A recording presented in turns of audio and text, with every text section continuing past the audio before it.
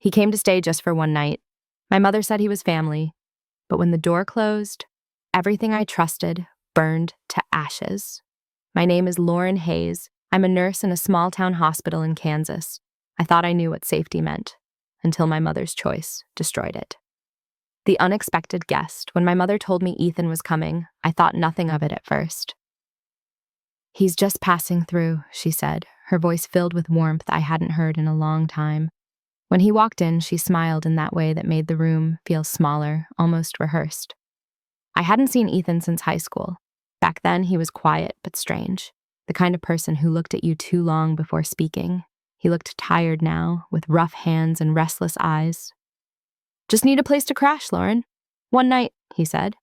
My mother clasped her hands like this was a good deed. "Of course," I replied, trying to sound kind. But something about him unsettled me. Maybe it was the way his eyes lingered when I turned to leave. Dinner was quiet, awkward laughs, stories about old times I didn't remember. Later, when I went to my room, I could still hear them talking in low voices. Their laughter floated through the thin walls, and unease tightened in my chest. By the time I turned off the lamp, the air in the house felt wrong. I told myself I was imagining it, but deep down, I already knew something had changed. The night that broke me, I woke up to the sound of soft footsteps outside my room. The floorboards creaked, the house breathing in the dark. My eyes flew open. "Mom?" I whispered. No answer. Only silence, then a whisper, my name drawn out, like a secret promise. "Ethan." My heart slammed so hard I could hear it in my ears. The doorknob turned, slow, deliberate. I couldn't move. The room stretched thin with fear until the faint light from the hallway dissolved into his shadow. Everything became blur and weight and disbelief. I tried to scream, but the sound caught in my throat. The moment felt endless and violent, shattering something deep inside me that words could never rebuild. When the sun rose, I sat numb on the edge of my bed, blanket clutched to my chest. My body ached with fear and shame.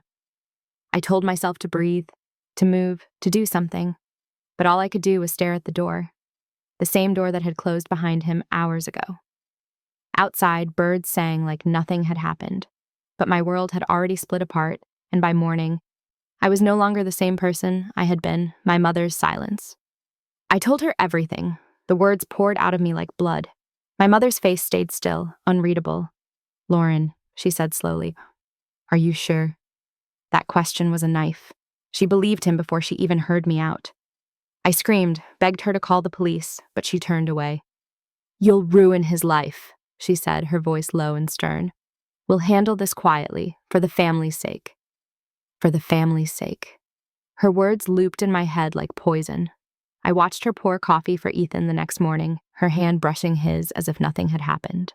I couldn't understand how a mother could look through her child as though she didn't exist. That night, I locked myself in my room, curled under the blanket, trembling.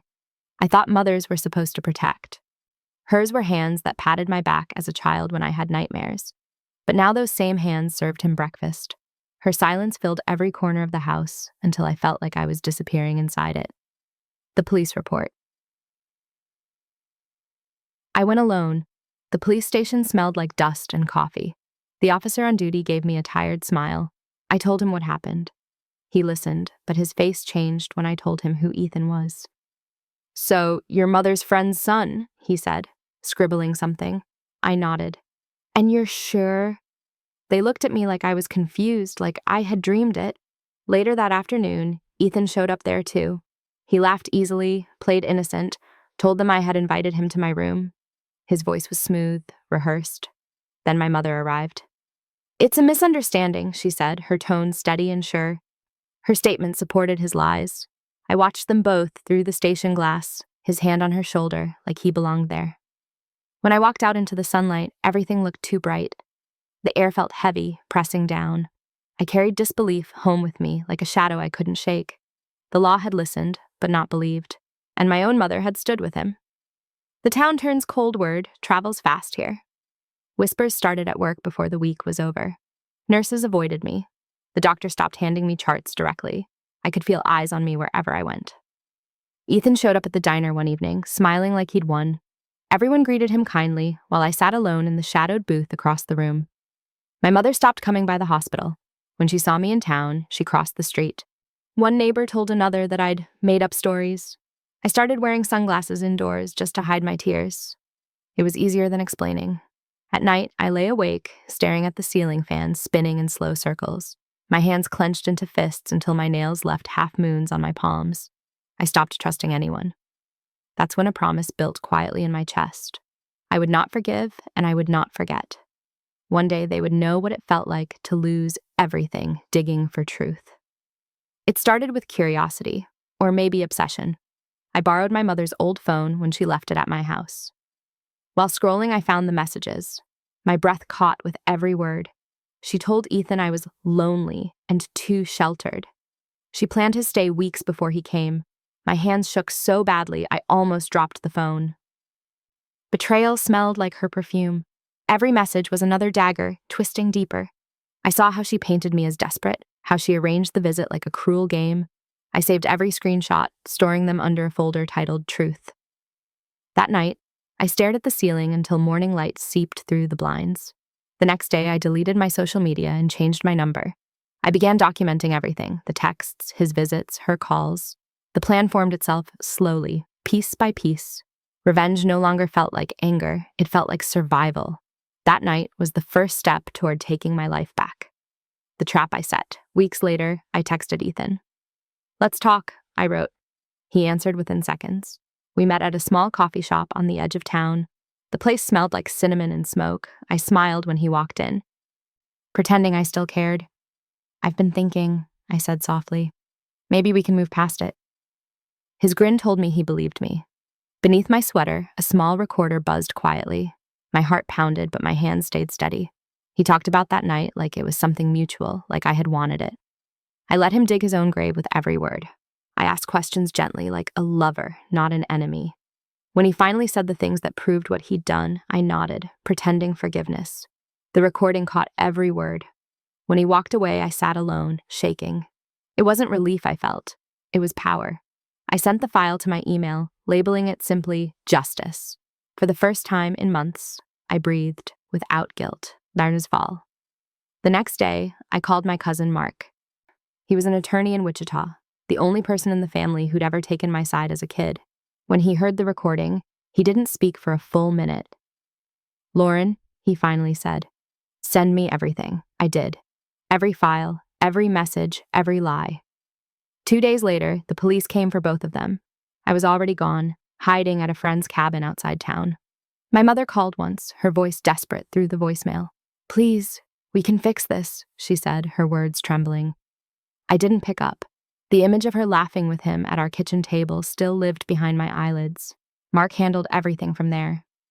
When news broke, the town turned its whispers toward her. People finally believed, but it didn't make me happy. It just made me tired. For once, fate had spoken louder than denial. The trial courtrooms smell like fear and cold paper. I sat behind the table, hands clasped, trying to stop them from shaking. Ethan looked thinner. My mother looked older. They wouldn't look at me. When I took the stand, I felt my ribs tighten like a cage. My voice trembled as I told my story, but I never looked away. The recordings played, the messages flashed on screens. The jury watched in silence. Ethan looked down. My mother cried. But her tears came too late. I thought I would feel relief, but all I felt was quiet emptiness. When the verdict came, guilty, it didn't heal me, but it was something real after months of being unseen. After court, reporters asked questions. I said nothing. The wind outside was cold, and I stood on the courthouse steps until everyone was gone. Justice had come slower than pain, but it came just the same. After the fire, the house was sold months later. All that remained was dust and echoes. I packed a single suitcase, leaving behind everything that carried their scent. I moved to Maine, where no one knew my name. There, the ocean sounded like forgiveness. Sometimes I still wake up gasping, hand on my heart, reaching for my old life that no longer exists. The nightmares have faded, but trust doesn't return easily.